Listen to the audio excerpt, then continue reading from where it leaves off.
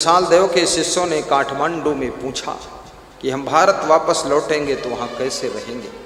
तो विशाल देव ने प्रथम फार्मूला बताया है कि मन शोहरऊना नहीं बनावे।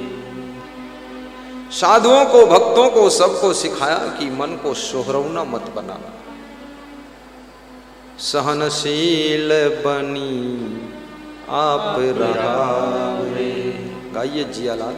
मन सोहरोना नहीं बनावे, सहनशील बनी आप रहावे।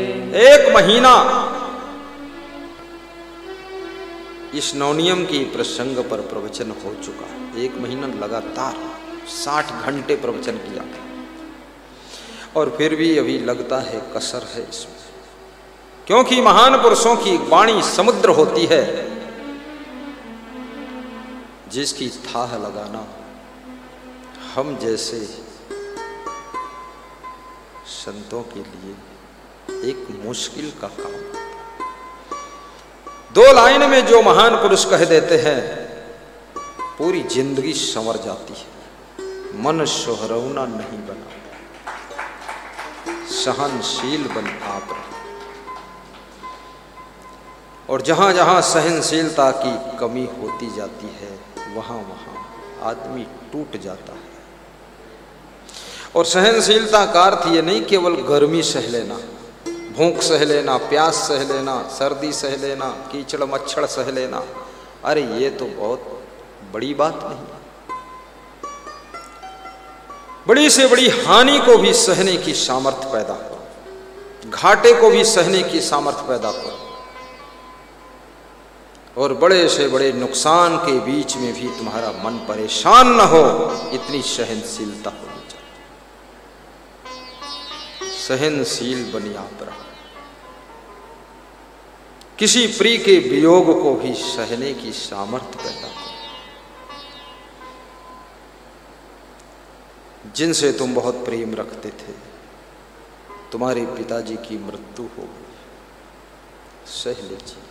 कोई तुमको मदद नहीं कर रहा है, ऐसी कंडीशन में फंस गए, तुमने बहुत सबकी मदद किया है लेकिन तुम्हारी जब जरूरत आई तो सबने हाथ खड़े कर दिए।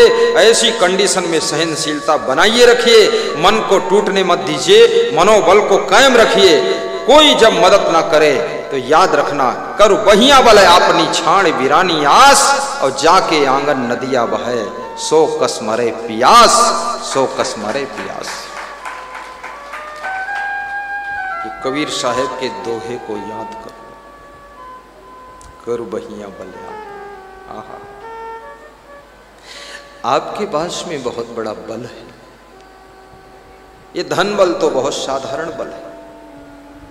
धन बल, जन बल, मनोबल, आत्म बल, बुद्धि बल, तन बल,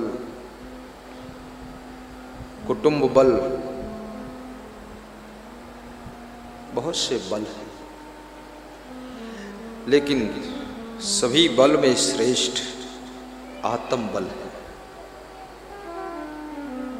महाराणा प्रताप का सब धन छिन गया था, राज्यपाट छिन गया था, सिंहासन छिन गया था, राज्य छोड़कर जंगल में घास की रोटियां बनाकर खा रहे थे, लेकिन सब कुछ छीन लिया गया है, मुगलों ने छीना है। पर केवल उनके पास में आत्म बल और मनोबल था, जिसकी ताकत के द्वारा उन्होंने फिर से अपने चित्तौड़ के कले पर कब्जा किया है और फिर से राजगद्दी पर विराजमान हुई है। इसलिए मनोबल को समझना।